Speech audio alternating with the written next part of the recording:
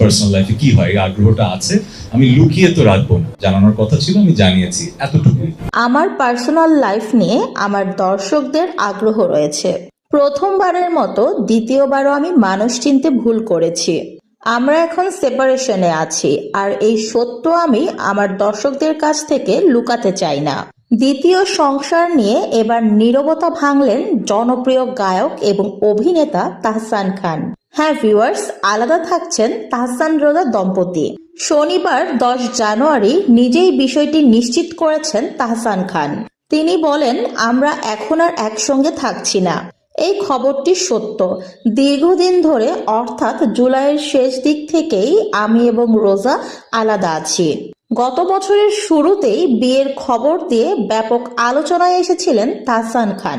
মাত্র 4 মাস প্রেমের সম্পর্কের পরেই মেকআপ আর্টিস্ট রোজা আহমেদকে বিয়ে করেছিলেন তাহসান খান। কিন্তু 1 বছরের মধ্যেই সেই সংসার ভাঙনের মুখে পড়ে। ঘনিষ্ঠ সূত্র জানায়, বিয়ের কয়েক মাসের মধ্যেই তাহসান খান এবং রোজা আহমেদের মধ্যে টানাপোড়েন শুরু হয়ে যায়। এরপর বেশ কয়েক মাস ধরেই তারা আলাদা থাকছিলেন, যা এবার গণমাধ্যমের কাছে স্বীকার করেছেন তাহসান খান নিজেই। দেশের একটি গণমাধ্যমকে দেয়া বক্তব্যে তাহসান বলেন, আমি ব্যক্তিগত সম্পর্ক নিয়ে সোশ্যাল মিডিয়াতে কিছু বলতে চাইনি, কিন্তু বিবাহবার্ষিকী উপলক্ষে সোশ্যাল মিডিয়াতে নানান রকম ভুয়া খবর প্রচার হচ্ছে, তাই বাধ্য হয়ে আমি বলছি। রোজার সঙ্গে আমি বেশ কয়েক মাস ধরেই সেপারেশনে আছি। সেপারেশনের মূল কারণ হিসেবে তাহসান খান বলেছেন, রোজা নাকি তার কথা শোনে না।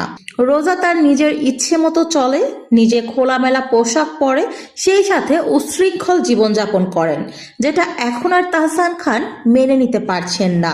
কারণ তাহসান খান ইসলামিক মাইন্ডের হয়ে গেছে, তিনি ইসলামিকভাবে জীবনযাপন করতে চাইছেন। বিয়ের শুরুতে রোজা আহমেদকে তাহসান খান এই কথাগুলো বলেছিল এবং রোজা আহমেদও মেনে নিয়েছিল দুজনেই ইসলামিকভাবে জীবনযাপন করবেন। কিন্তু বিয়ের কয়েক মাস যাওয়ার পরেই রোজা আহমেদ নিজের কথা থেকে সরে দাঁড়িয়েছে।